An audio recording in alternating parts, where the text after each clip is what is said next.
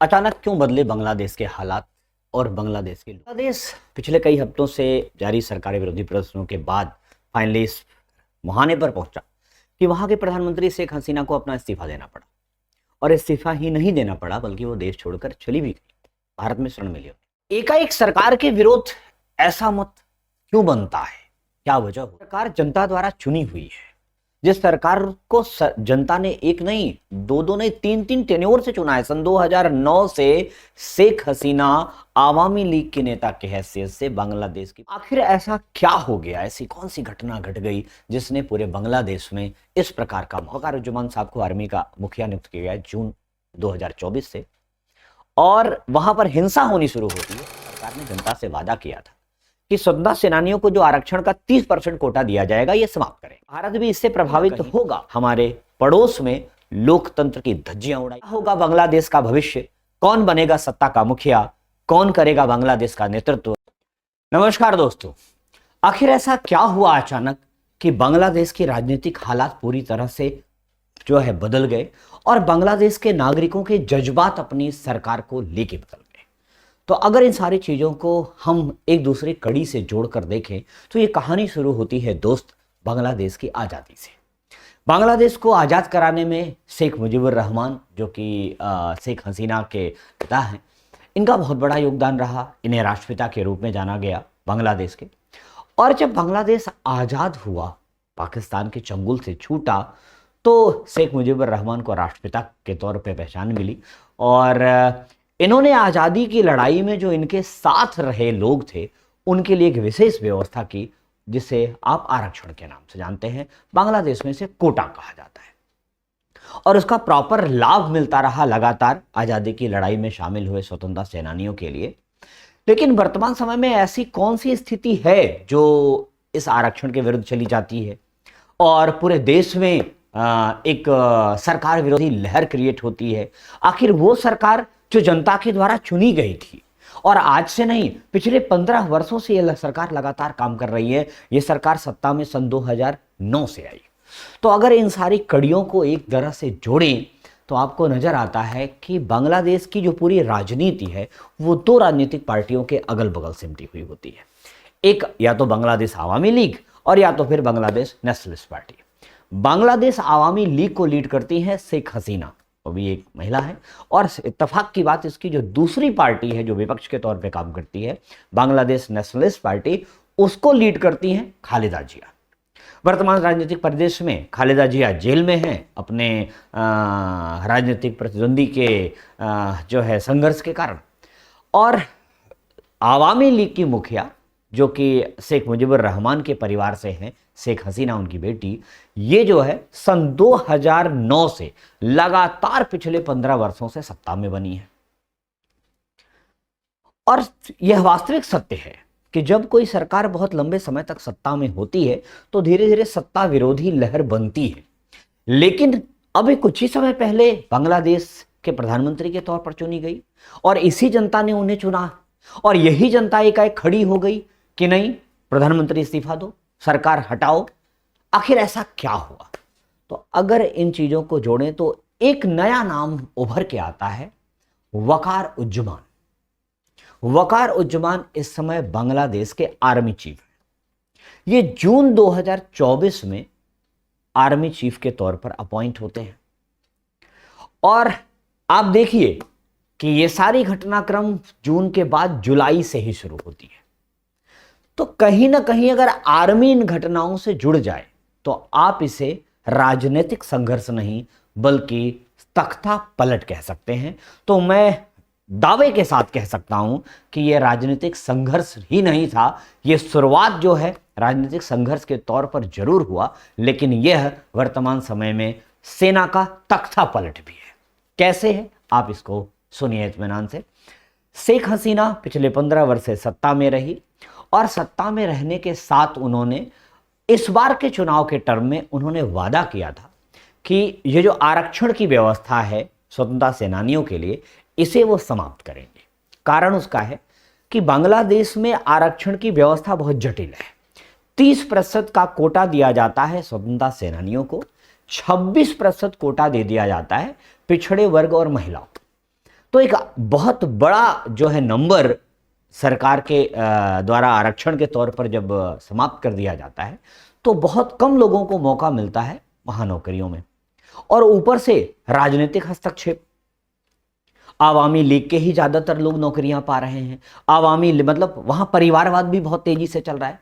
तो कहीं ना कहीं जनता के मन में एक असंतोष तो था ही, और सरकार से जनता ये चाह रही थी कि ये जो स्वतंत्रता सेनानी हैं, ठीक, इन्होंने आरक्षण लिया कोई बात नहीं, इनके बच्चों ने आरक्षण लिया कोई बात नहीं, धीरे धीरे इनकी संख्या घट के मात्र 1% बची है। वर्तमान समय में बांग्लादेश में स्वतंत्रता सेनानियों की संख्या मात्र 1% है और उनके लिए सरकार ने 30% सीटें आरक्षित कर रखी हैं। तो इसका दबाव जब सरकार पर बना तो सरकार ने इस मुद्दे को संज्ञान में लिया। सरकार ने वादा किया कि हाँ भाई, हम आरक्षण को खत्म करेंगे। सरकार इस दिशा में कदम भी बढ़ाती है, लेकिन सरकार के कदम का लाभ नहीं मिला क्योंकि वहां न्यायपालिका की एंट्री होती है।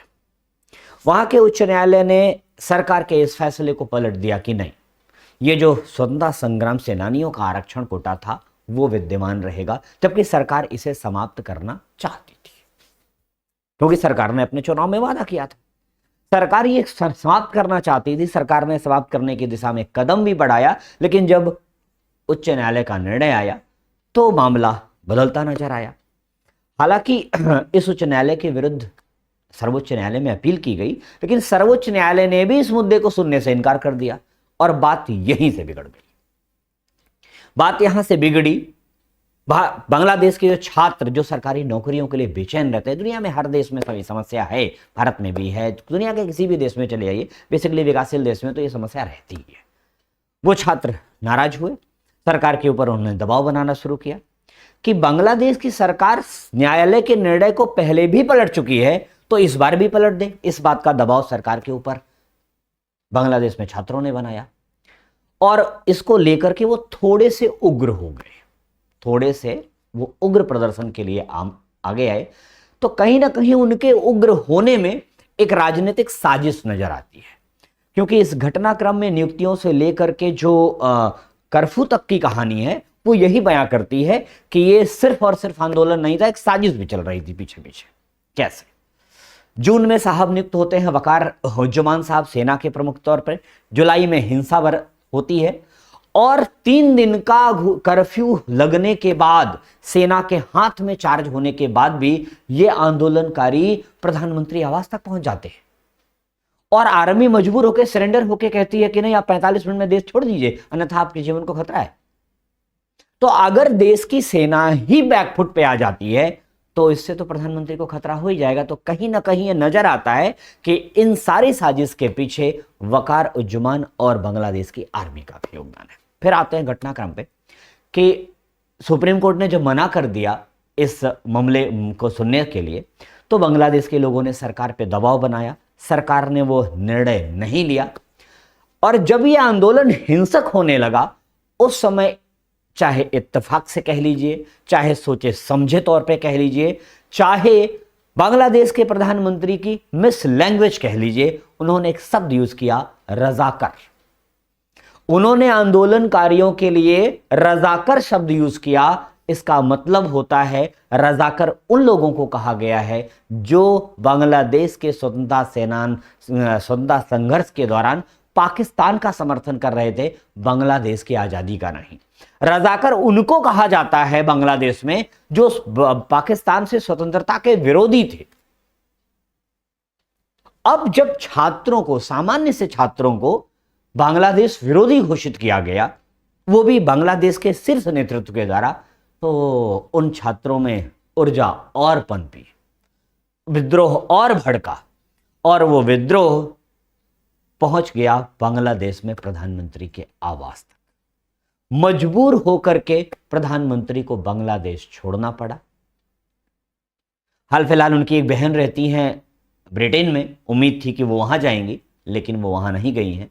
उन्हें सबसे सुरक्षित देश भारत नजर आया है और वो भारत की तरफ रुख कर चुकी हैं। भारत में जो है उन्होंने अपने आप को ज़्यादा सुरक्षित महसूस किया है।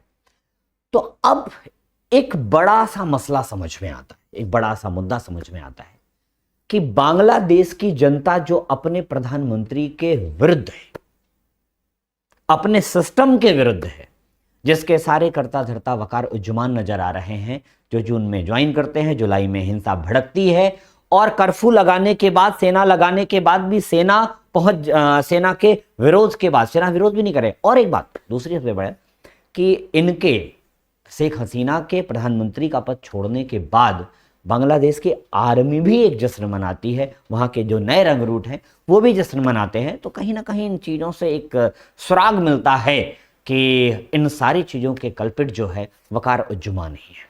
अच्छा, नागरिकों के आक्रोश को देखें तो पिछले 2 चुनावों से ऐसा समझ में आ रहा था बांग्लादेश में कि बांग्लादेश की मात्र 40% जनसंख्या ही मतदान में भाग ले रही है। तो ये जो लोकतंत्र था, ये ना तो पूरी तरह से लोकतंत्र नजर आ रहा है, वहां की सेना ना तो पूरी तरह से सेना नजर आ रही है। तो यहां पर एक साजिश की महक आती है, साजिश की बू आती है, साजिश दिखाई देती है कि सेना ने इस साजिश के पीछे अपना योगदान दिया, मुद्दा बच्चे बने, वहां के युवा बने और वहां की राजनीतिक स्थिति बदल गई। अब इसका प्रभाव भारत पर क्या पड़ सकता है? तो अगर गौर करें इस मुद्दे को लेकर के, तो भारत किस अवस्था में है, भारत क्या कर रहा है? भारत के बांग्लादेश से शेख हसीना की वजह से संबंध वर्तमान में अच्छे हैं। शेख हसीना के हटने के बाद वहां पर जो खालिदा जिया जेल में बंद हैं, उन्हें भी बाहर निकालने की बात चल रही है। खालिदा जिया को बाहर निकाल करके विपक्षी पार्टी को बैठा दें और वहां जो सबसे बड़ी कल्पित है इस समय शेख हसीना, उन्हें भारत में शरण दी जाए। तो ऐसी स्थिति में बांग्लादेश और भारत के संबंधों में दरार सी पड़ने की संभावनाएं बढ़ जाती हैं। लेकिन भारत का नेतृत्व अब इसके विषय में क्या फैसला करता है वो आने वाले समय में निर्धारित होगा। तो आने वाले समय में जो भी फैसला होगा उससे हम अपडेट करते रहेंगे। आप जुड़े रहिए DCA के साथ। जय हिंद।